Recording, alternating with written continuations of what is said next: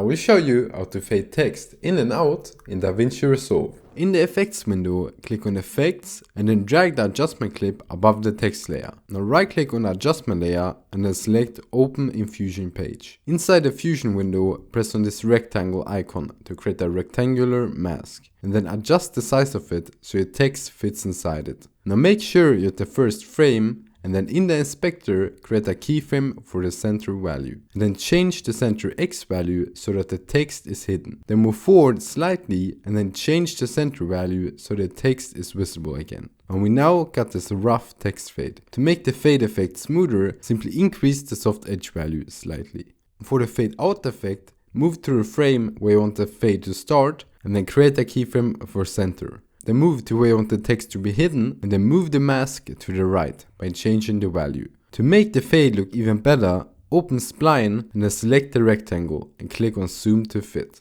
Now click inside this window and then select all the keyframes by pressing Ctrl on A or Command on A on Mac. Now right click, Ease and then select In and Out Cubic. And you have now created this text fade in and out effect.